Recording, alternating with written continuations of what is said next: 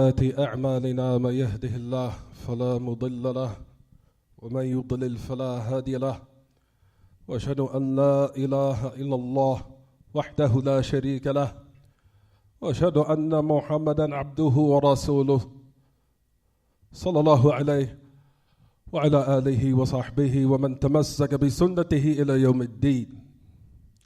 يا أيها الذين آمنوا اتقوا الله حق تقاته ولا تموتن إلا وأنتم مسلمون.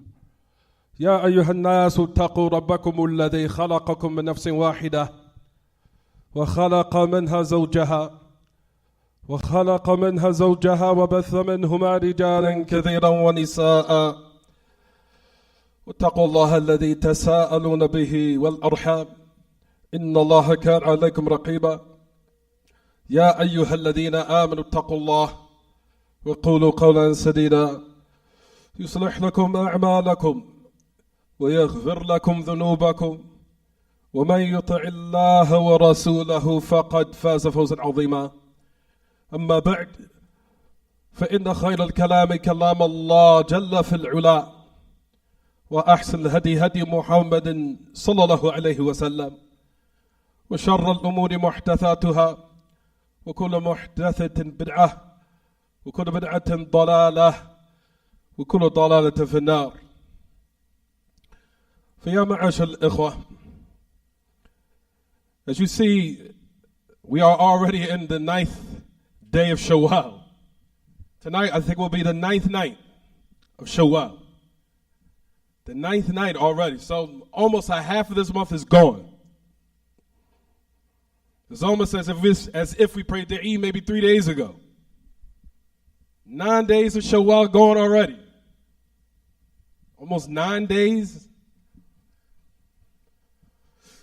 Which is from the signs of من علامة الساعة كما قال النبي صلى الله عليه وسلم وأخبر بذلك الصادق المصدوق فيما ذكره السيوطي في الجامع الصغير عن أنس بن مالك رضي الله عنه من علامة الساعة أن تتقارب الأزمان. From the signs of the hour, it's like we talked about on many occasions, that time will start to pass by very quickly. As you see, like we said, this has manifested itself right in front of our eyes, which should be an incentive for us not to waste time on nonsense. Wasting our time on argumentation, quarreling with people that you see as clear as day is wrong. It's no benefit of getting into an argument with them. You keep it moving and busy yourself with what is the most virtuous of affairs. For Shaitan, ya ma'ashal ikhwa, as he has his plot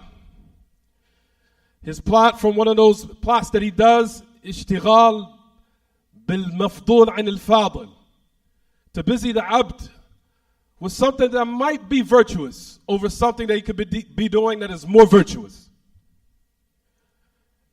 For these reasons, we want to talk about how to start on this new month, which is not truly in actuality new anymore. For the Prophet ﷺ had mentioned and said that from the signs of the hours, that time will start to pass by quickly. Number one. Number two, the main reason of why we've been created, we just performed a part of purifying our ubudiyah, our worship of Allah and being a slave of Allah, truly manifested in the month that just passed, last month.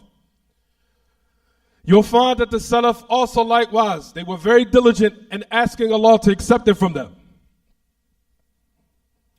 Because if Allah does not accept our actions, then what we put forth effortlessly and diligently and putting forth all that type of weariness and tiredness and being up at night late, as a lot of us should have been doing. Being up late at night, being tired. Walking around, some of us like zombies during the day of Ramadan. Shows that you put forth a good effort. But the main thing and the main reason now, or the main importance, after that effort, is that Allah accepted. For ya ma'ashal ikhwa, that pushes us now to talk about what they call ulu al-himma. Having those high, lofty goals in which a lot of us have lost.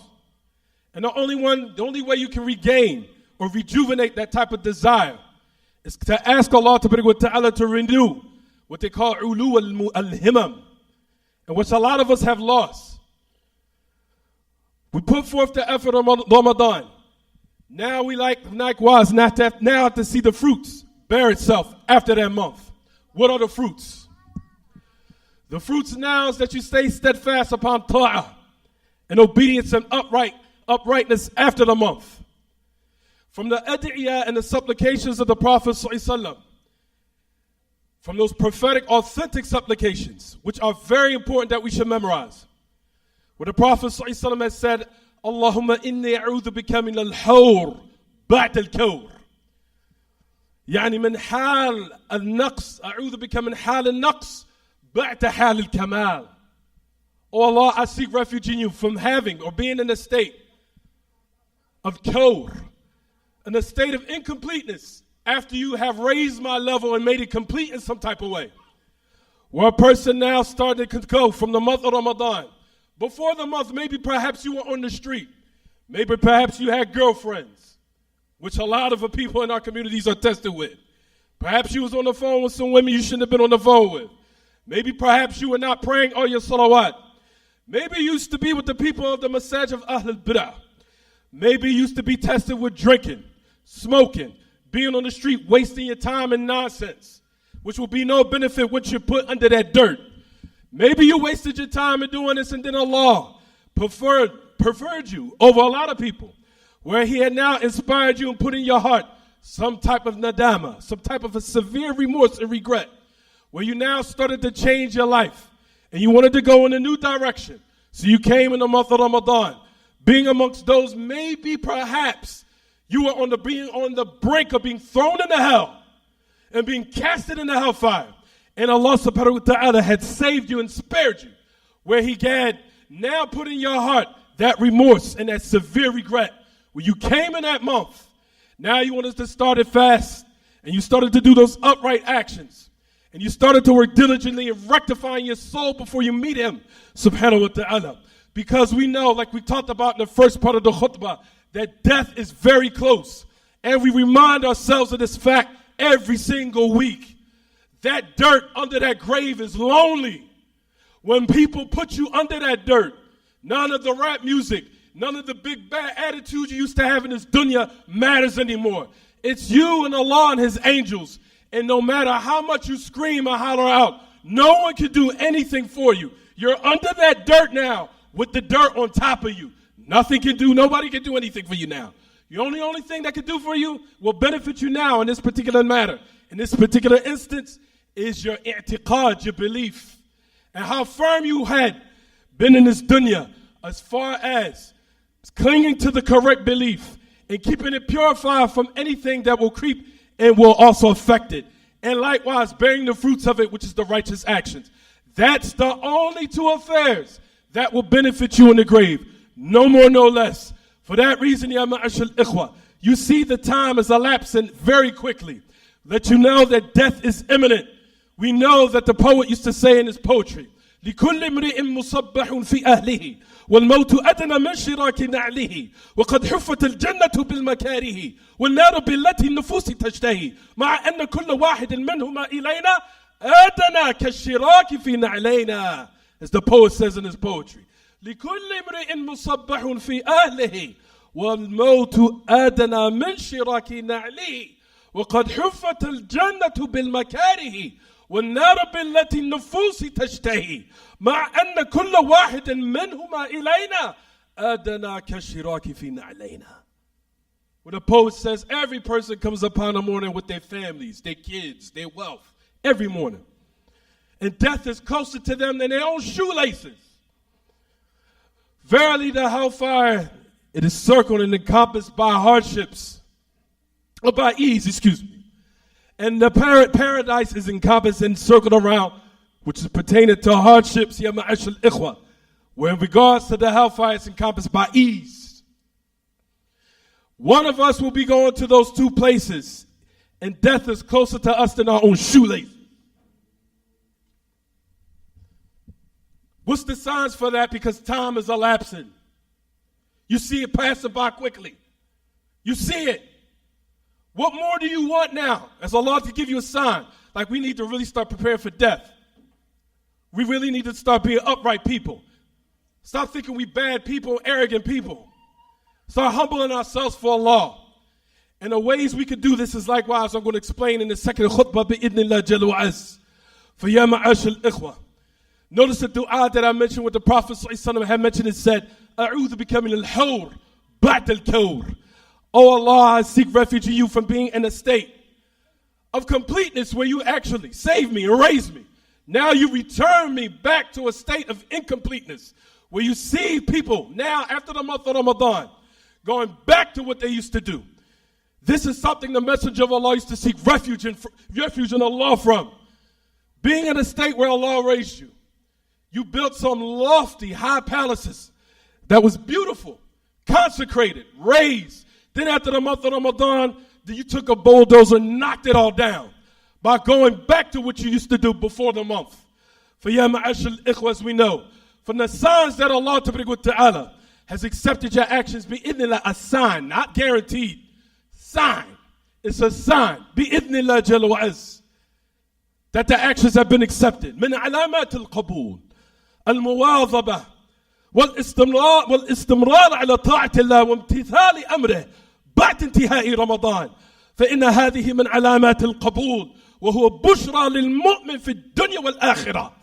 That the signs from these actions have been accepted. Being steadfast and upright. Staying upon, being firm. Being what? Upright. Carrying out Allah's commands. You see that you keep going. You keep rising. Your level's going. You're staying on that affair and staying steadfast. That is from those signs, insha'Allah, that Allah accepted their actions in Ramadan.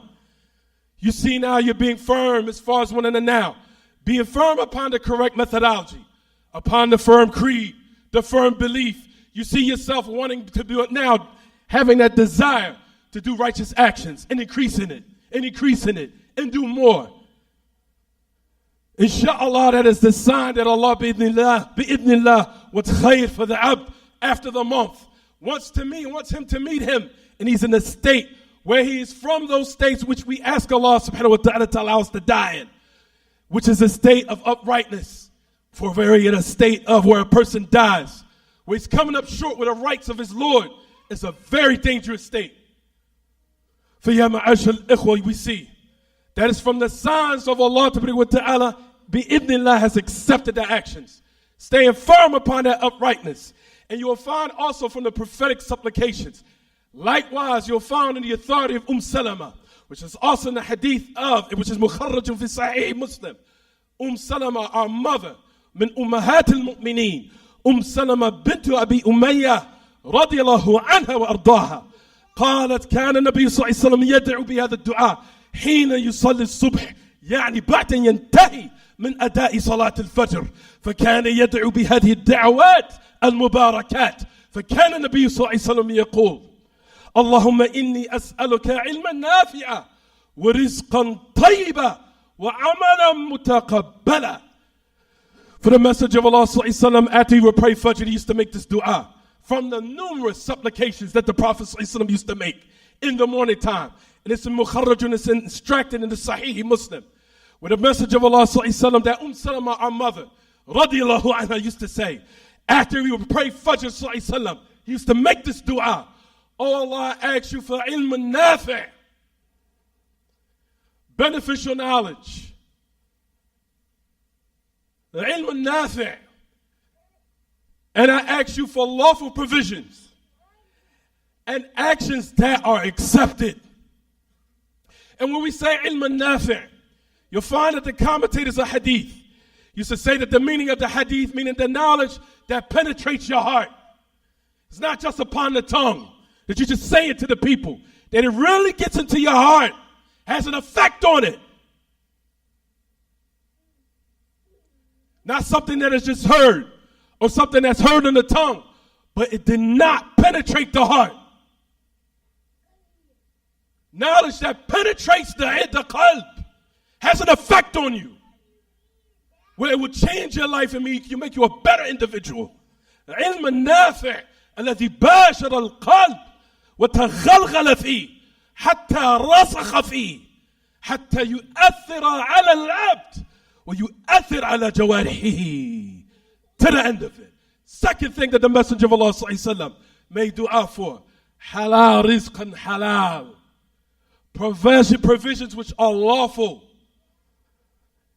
And we know a lot of people out there are tested with unlawful provisions from our brothers and our sisters.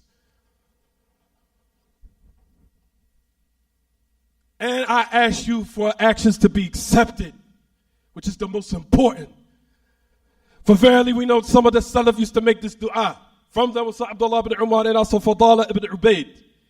That he said that that he said, لي أن أعلم أن الله تقبل مني سجدة واحدة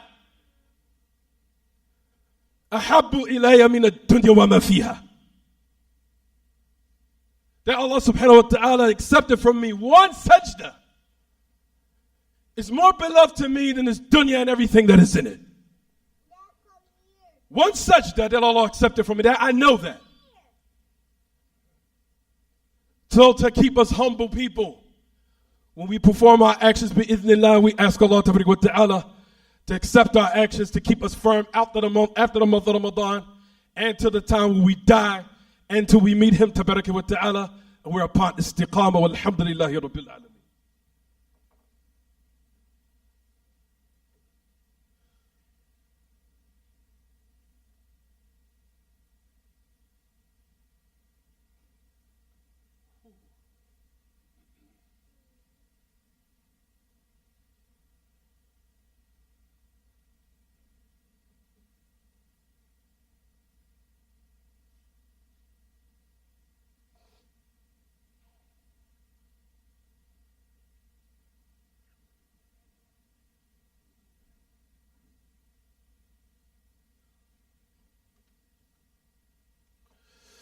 الحمد لله وحده والصلاة والسلام على من لا نبي بعده وعلى آله وصحبه ومن تمسك بسنته إلى يوم الدين وسلم تسليما كثيرا. أما بعد فيا معاشر الإخوة, we was just speaking about ulu al-himma, having those high lofty goals and having those high lofty desires after the month of Ramadan. For firstly and number one, we've talked about and stressed the importance of asking Allah for the rectification of your heart and your soul. Constantly asking Allah ta'ala, keep me upright after the month of Ramadan. Don't let me go back to the streets again. Don't allow me to start having girlfriends again. Don't allow me to start clubbing again and being in the club again. Don't allow me to now start being weak in my religion and being tested in my religion again. Ask Allah. Keep you upright after the month is over. Make sujood and beg your Lord. Beg our Lord ta'ala. Keep me steadfast. Keep me up there after the month. Until I meet you. Keep me upon that. Don't test me in my religion. Don't test me in my aqidah. Don't test me in my minhaj.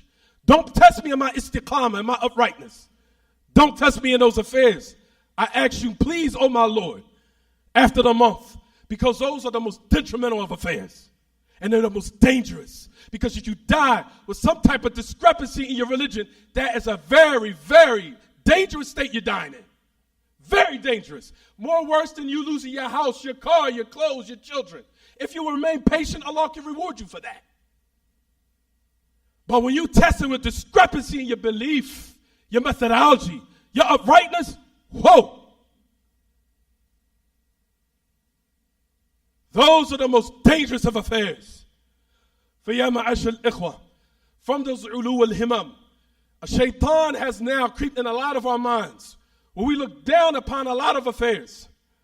Where these affairs is from, which will set out to enable us of being upright after the month. From those affairs, what are they?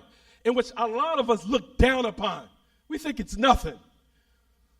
We think we're in a good state. Oh, mashallah, we have a Salafi masjid. Inshallah, we have a Salafi imam. We have someone that studied with Sheikh Ubaid. Alhamdulillah. Ya ikhwa, we're still in a dangerous state.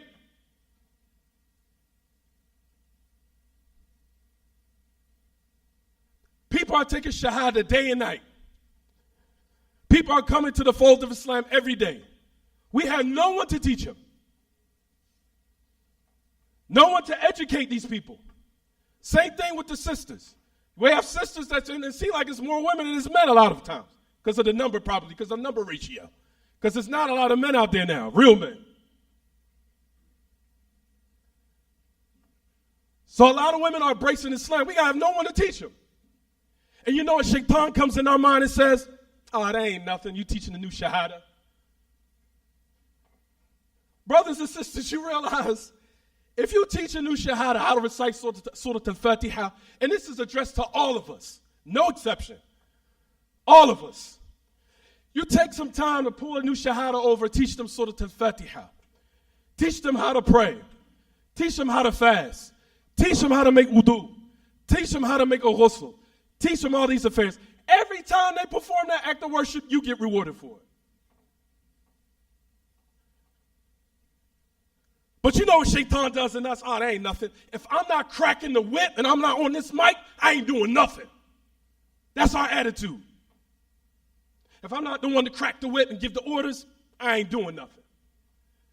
That's some American nonsense that we've been taught. Always wanting to be in charge of all the time. Always wanting to crack the whip. And we know that is condemned as far as in the Salaf. They never used to put in front of the people who wanted the mic or who wanted to speak or who wanted leadership. Because they know they had a sickness in their chest.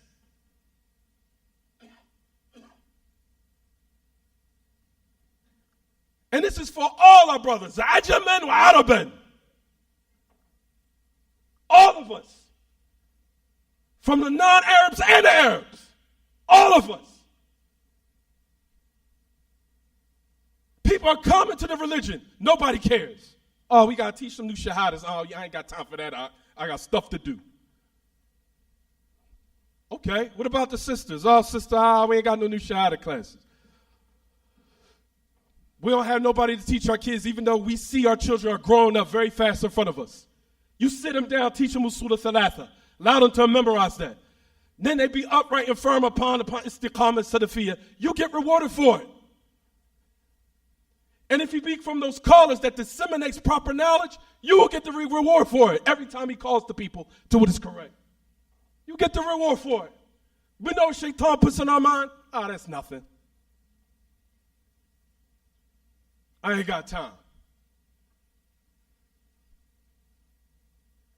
This mentality even trickles in our kids, in our children, in our families. See, teaching our children how to make the tashahhud. Teaching your child to pray as recite Surah Al-Fatiha. Teaching your child how to properly pray. You get the reward. Every time your child prays, you get the reward for it. What shaitan do to us? I ain't got time. I got my own issues. And that's a lot of us, with men and the women. All we worrying about is probably going outside, more than likely bringing more depth on ourselves, maxing out our cards, trying to pacify ourselves with worldly things, not being busy with what is the most important. Maxing out our credit cards. Making bills for yourself so you can make excuses so shaitan can say to you out of your mouth, I got to work and I got bills to pay. For bills you made for yourself. Over something you didn't need. Nobody asked no one for you to go out and buy at the top of the line 2018 Audi. Nobody told you to do that. You wanted to do that. So you can now put yourself in more debt. Then you ask, where's the kids at? What's up with your children? I ain't got time. I got bills to pay. Over something you wanted?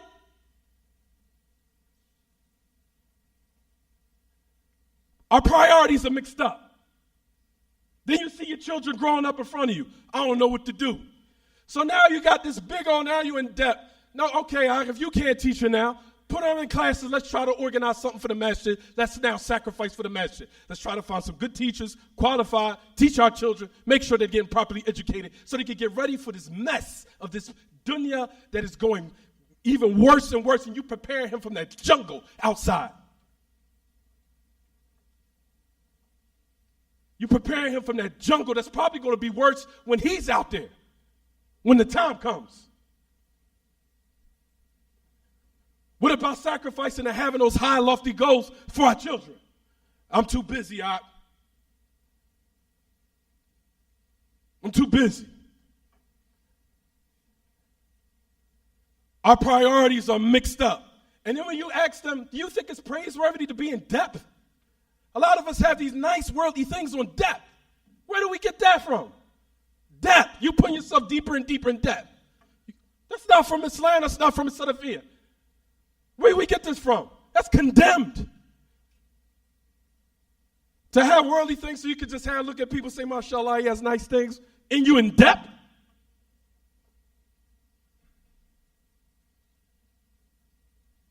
Do we really need to talk about the hadith of the Prophet ﷺ, talking about how dangerous it is to die while you're in debt, even if it's with a non-Muslim too?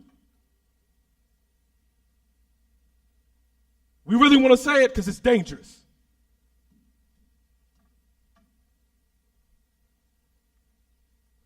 فَيَا مَعَاشَ الْإِخْوَةِ Verily we now need to have our goals and priorities, start to set them straight.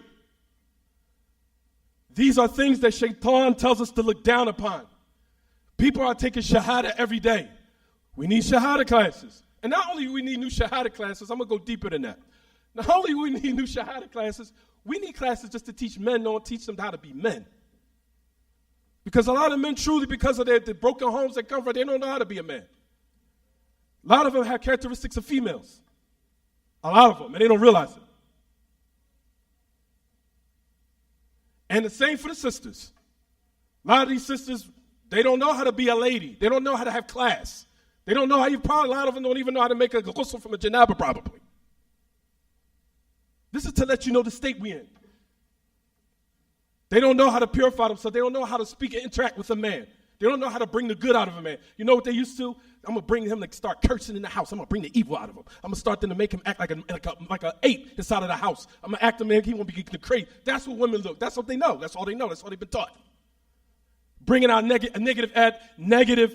negative type of response out of a man. That's all they know, how to get good. That's the type of attention they saw they've been raised. And you know what was bad about us men?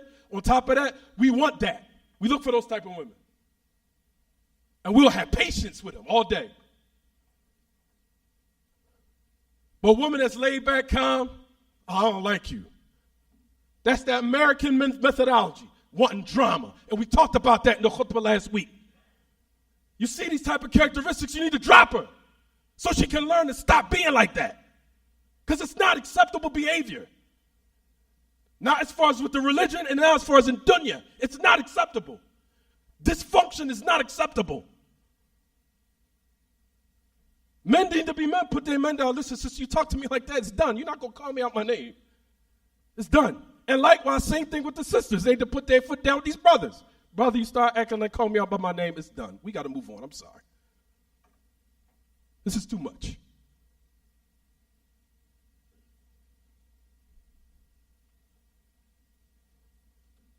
We need classes to teach our sisters how to have class, how to have ladies, to carry themselves like a lady, to keep themselves clean, to know how to interact with a man. This is the state that we're in. This is what we need.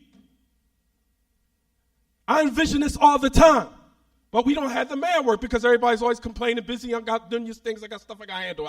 Okay. Time is blowing by. You see Allah subhanahu wa ta'ala. Now I've almost been here a year.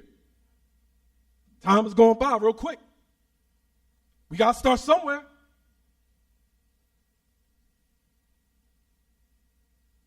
I'm speaking reality. This is what's real. We got to get our children ready for that jungle out there. It's a jungle out there.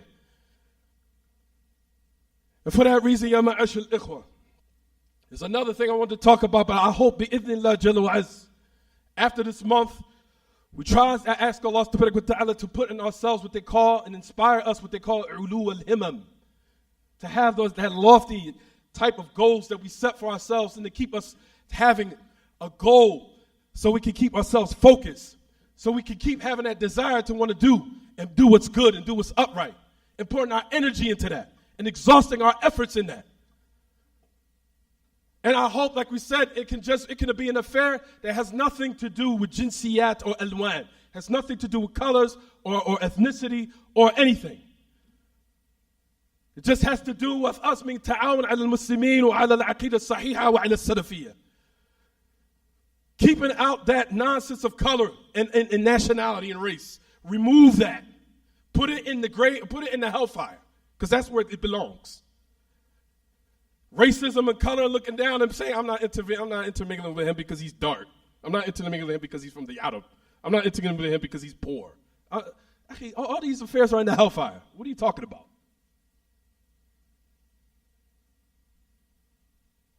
That we can all cooperate so we can try to start changing these communities and help and get these children ready for that jungle and that pathetic dunya out there. Because that's who I'm worried about. I'm worried about our children. Our children. You notice I said our children. Because I look at everyone's child in this message like it's my child too.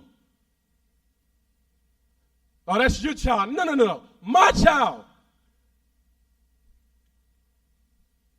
That's how we have to look at with each other. Until we start rectifying these affairs, you will start to see a difference in our community. You'll see it start to go forward. Wallahi, brothers, you'll start to see a change. And Allah Ta'ala will give tawfiq in the community. We have to start putting our priorities in its right place. Bringing our children to the masjid to start learning their proper aqidah, learning their belief, not just memorizing the Quran with no aqidah. I know it's a lot of people that like that. They want hifz with no fahm, no aqidah. That's the most dangerous of affairs. Y'all don't have the whole Quran memorized and no proper understanding.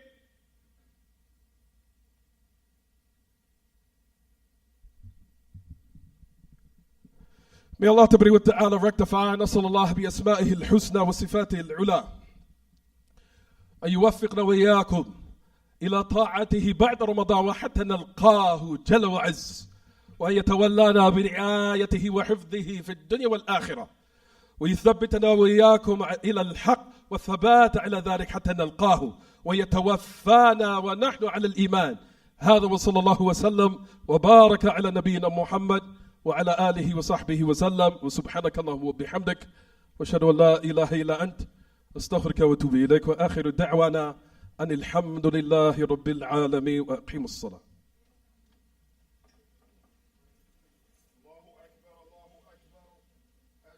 أن لا إله إلا الله أشهد أن محمدا